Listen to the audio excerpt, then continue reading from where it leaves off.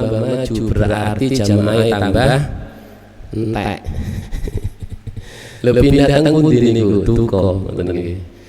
Mari kita betul-betul sempurnakan puasa kita agar apa yang diberikan bonus-bonus oleh Allah kepada kita bisa kita raih dengan maksimal, mendapatkan rahmat, mendapatkan ampunan, dibebaskan dari api neraka. Allahumma, sesuai dengan firman Allah Subhanahu wa taala di dalam Al-Qur'an surah Al-Baqarah 183. A'udzu billahi minasyaitonir rajim. Bismillahirrahmanirrahim. Ya ayyuhalladzina amanu kutiba 'alaikumus shiyam.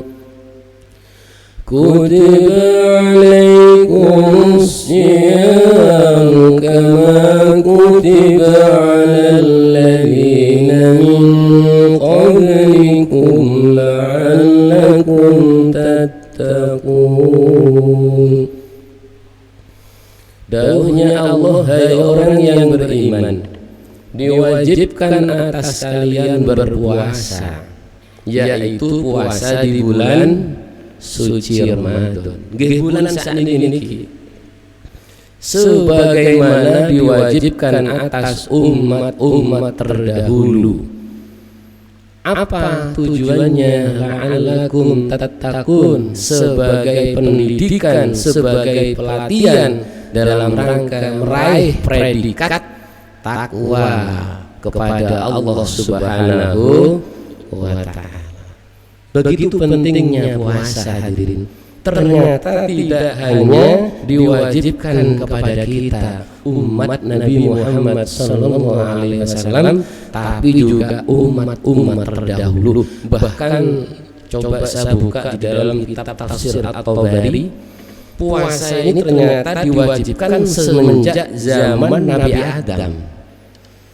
Jadi waktu Nabi Adam turun ke muka bumi dalam kondisi bertobat kepada Allah, sujud kepada Allah, baca doa Rabbana zalamna anfusana wa illam taghfir lana wa tarhamna lanakunanna minal khasirin. Sujud dumateng Gusti Allah dalam kondisi apa? Puasa 40 hari 40 malam. Masya Allah niku. Maca donga niku dumateng Gusti Allah. Diikuti oleh nabi-nabi berikutnya sampai Nabi Nuh, kemudian Nabi Daud, nggih. Kemudian termasuk juga Nabi Musa, Nabi Isa. Bahkan puasa yang hampir mirip dengan kita adalah puasanya orang Yahudi dan Nasrani. Tapi mereka puasanya wisol. Jadi bukannya itu puasa, sahurnya apa? Bukannya itu waktu Isya, sahurnya juga waktu Isya. Berarti berapa jam durasinya? 24 jam. Dan enggak boleh hubungan suami istri. Jadi makannya sehari semalam cuma satu kali. Itu pun kalau embo. Kalau zaman kita enak lagi. Masya Allah, mulai terbit fajar sampai tenggelamnya matahari. Itu pun sudah macam-macam menunya. Padahal di luar Ramadan itu menunya biasanya cuma siji. Jangan asem teman-teman. Tapi ketika Ramadan, Masya Allah, soto ada, rawon ada, jangan asem ada, napa malih Pak. Itu baru makannya, belum lagi minumnya, es doger, es teler, es degan, apalagi es campur. Alhamdulillah. Isik mbah ibu wayahe traweh angof pae ngantuk. Kenapa kewareken sekali? Sallallahu alaihi Muhammad. Makanya awal-awal diwajibkan puasa pada zaman Kanjeng Nabi itu juga sama, enggak boleh hubungan suami istri. Ketika ada, sehingga ada sebagian sahabat yang tidak mampu. Kuntum tahtanuna anfusakum fataba alaikum. Kalau makan dan minum Kanjeng Nabi saya kuat, tapi kalau untuk menghindari jima dengan istri saya nggak akan mampu Kanjeng Nabi. Maka diperbolehkanlah ketika malam hari itu untuk hubungan suami istri. Juga zaman dulu berat itu. Jadi ini menunjukkan begitu istimewa dan pentingnya ibadah puasa. Kemudian hadirin, di sini yang dihitopi oleh Allah adalah ya ayyuhalladzina amanu, orang yang beriman. Hasilnya apa? Tattaqun, bertakwa. Ternyata dua kalimat ini, dua hal ini memang tidak bisa terpisahkan, sangat erat kaitannya dan sangat penting bagi kehidupan kita.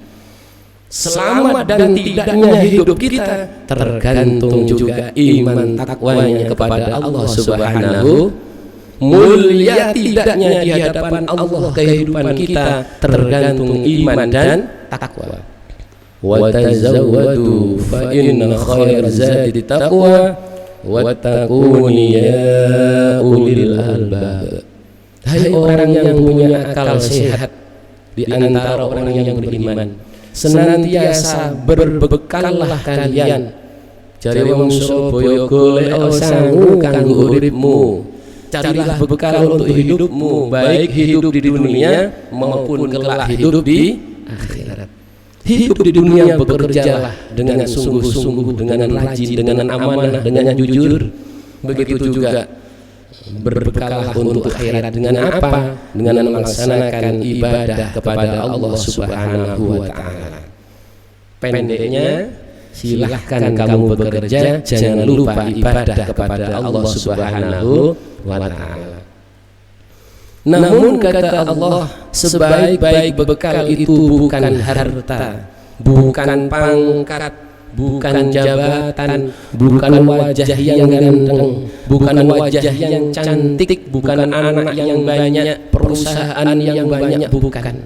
Kata Allah, sebaik-baik bekal fa inna khairaz zadi taqwa, iman dan takwa kepada Allah Subhanahu wa ta'ala. Mari kita coba untuk mengupas apa sih tanda-tanda orang beriman itu, agar kita biar bisa memposisikan diri kita. Orang iman itu harus bagaimana?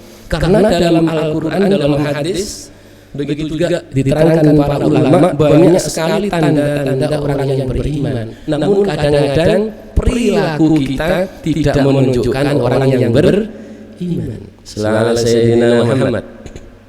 Coba kita buka dalam surah Al-Anfal ayat yang kedua.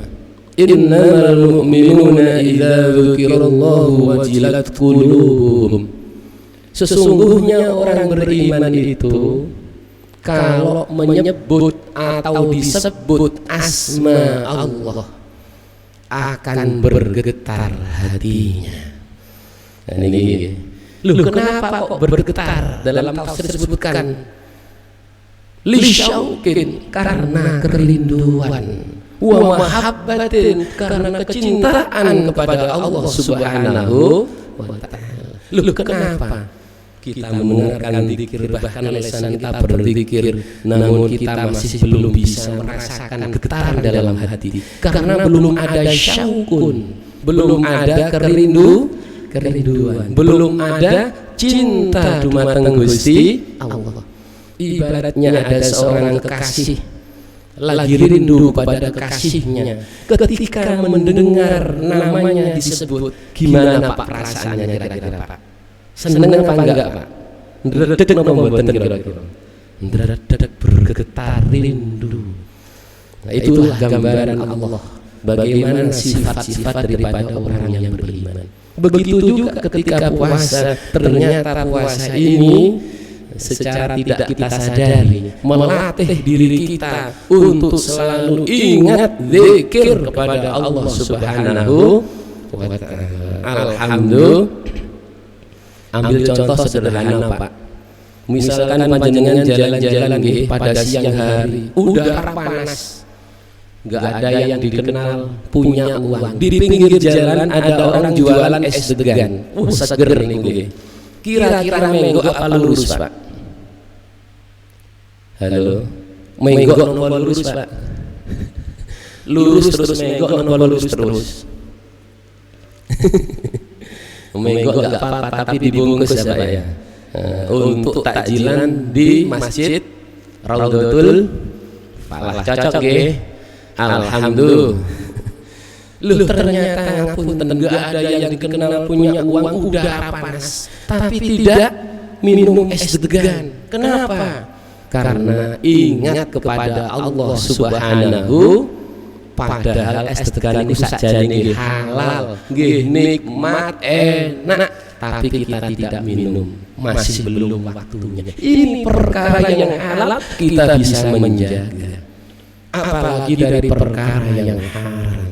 Selalu Sayyidina Muhammad. Maka puasa ini melatih diri kita menjaga lisan, menjaga mata, menjaga pendengaran, menjaga perbuatan dari hal-hal yang dilarang oleh Allah Subhanahu wa ta'ala. Lu kadang-kadang wonten lupa nggih, poso niku yo lancar, salate nggih khusyuk, tapi lek ngrasani tanggane nggih khusyuk. Enten mboten, Pak? Karena apa? Belum ingat dumateng Gusti Allah. Hanya sekedar puasa, hanya sekedar sholat. Tapi kalau sudah ingat kepada Allah, insya Allah bisa menjaga lisannya, bisa menjaga penglihatannya, pendengarannya, dan perbuatannya untuk selalu taat patuh kepada perintah Allah Subhanahu wa ta'ala. Mudah-mudahan dengan Ramadan ini kita bisa senantiasa menjadi hamba-hamba Allah yang selalu zikir kepada Allah Subhanahu wa ta'ala. Allahumma, masih lanjut nggih. Yang kedua, wa idza tuliyat 'alaihim ayatuhu zadatuhum imana. Ketika dibacakan ayat-ayat Allah, bertambahlah imannya. Niki ciri-ciri orang beriman. Berarti orang beriman itu senang membaca, membahas Al-Quran. Selalu Sayyidina Muhammad. Hidupnya dihiasi dengan Al-Quran. Bangun yang dibuka Al-Quran, mau bekerja yang dibuka Al-Quran, pulang kerja yang dibuka Al-Quran, mau tidur yang dibuka Al-Quran. Begitu indahnya hidup orang beriman. Nggih, namun kebanyakan mboten ngoten Pak nggih. Sing dibuka pertama kali niku ketika bangun tidur napa Pak?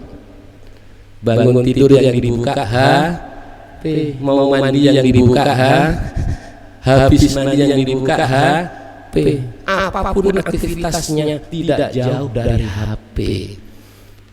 Yo lek WA-an waosane Al-Qur'an sae tengene HP ini enten aplikasi Al-Qur'an sae niku. Senengane update status sae tapi mboten ngobrol maca Al-Qur'an.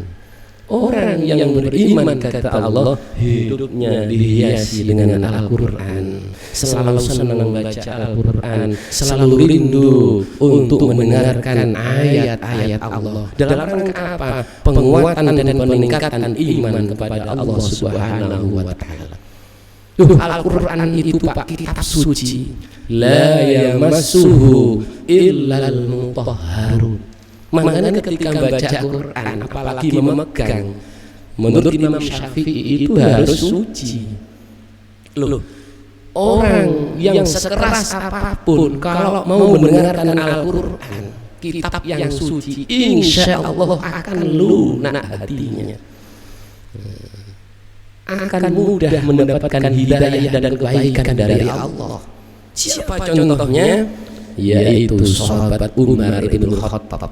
Kurang keras kayak apa sebelum beliau masuk Islam, keras sekali kepada Nabi, keras sekali pada orang beriman, sehingga mencari-cari Nabi untuk dibunuh. Sehingga bertemu dengan temannya, mau kemana kamu wahai Umar? Saya mencari Muhammad, akan saya bunuh.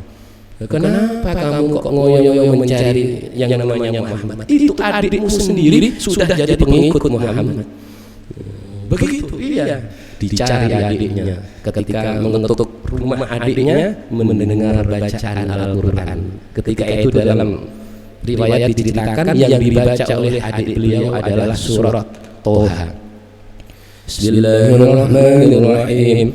Taha ma anzalna 'alaikal Qur'ana litashqa illa tadhkiratan liman yakhsha tanzilan mimman khalaqal arda was samawati al-'ula Ar-Rahmanu 'alal 'arsy istawa. Jadi mendengarkan Quran dibaca langsung Pak bergetar itu hatinya sahabat Umar. Loh, ini bukan bikinan manusia ini luar biasa. Didobrak pintunya. Apa yang mau baca tadi? Itu adalah Al-Quran. Mana? Saya pegang, enggak boleh. Karena ini kitab suci, kamu harus suci dulu. Baik, teruskan bacamu. Kalau begitu antarkan saya menuju Muhammad. Untuk apa? Saya akan menyatakan keislaman saya. Masya Allah hadirin. Jadi hati yang keras mendengarkan Al-Quran, mendengarkan Al-Quran bisa menjadi lunak. Itulah di antara kehebatan Al-Quran. Alhamdulillah. Yang terakhir, wa 'ala rabbihim yatawakkalun. Orang beriman itu senantiasa menyandarkan segala urusannya, menyerahkan segala urusannya hanya kepada Allah Subhanahu wa taala. Tidak ada orang hidup yang tidak punya masalah. Ada masalah rumah tangga, masalah suami, masalah istri, masalah anak, masalah pekerjaan, ekonomi, hutang piutang, bahkan masalah penyakit. Ini semua kita tidak bisa menyelesaikan hal ini tanpa pertolongan Allah Subhanahu wa taala. Maka sebesar apapun masalah hidup kita, kalau kita masih bertawakal kepada Allah, insya Allah hidup kita akan ditolong oleh Allah, urusan kita dibereskan oleh Allah. Namun sebaliknya, sekecil apapun masalah hidup kita, kalau lupa kepada Allah, tidak bersandar kepada Allah, maka tidak akan pernah beres daripada masalah hidup kita. Dengan puasa Ramadan ini kita dilatih memiliki akhlak karimah, tawakal, sabar, ikhlas, rendah hati, tawadhu, khusyuk. Maka hasil terakhir orang puasa itu, kalau betul-betul puasa yang sesuai dengan perintah kanjeng Nabi, la'allakum tattaqun, menjadi hamba Allah yang bertakwa, yang hidupnya selamat dunia, selamat akhirat. Allahumma amin. Demikian yang dapat kami sampaikan, kurang lebihnya mohon maaf dan terima kasih. Apabila ada sumur di ladang, boleh kiranya menumpang mandi. Mudah-mudahan kita semuanya diberikan umur panjang agar bisa berjumpa lagi dan ngaji kembali, berjumpa dengan Ramadan lagi. Allahumma amin ya rabbal alamin. Al-Fatihah. A'udzu billahi minasyaitonir rajim. Bismillahirrahmanirrahim. Alhamdulillahi rabbil alamin. Arrahmanir rahim. Maliki yaumiddin. Iyyaka na'budu wa iyyaka nasta'in. Ihdinas siratal mustaqim. Siratal ladzina an'amta 'alaihim ghairil maghdubi 'alaihim waladdallin. Rabbi ighfirli wa lil mu'minina amin. Subhanaka Allahumma wa bihamdika asyhadu an la ilaha illa anta astaghfiruka wa atubu ilaik. Subhana rabbika rabbil 'izzati 'amma yasifun wa salamun 'alal mursalin walhamdulillahi rabbil alamin. Terima kasih dan maaf. Assalamualaikum warahmatullahi wabarakatuh.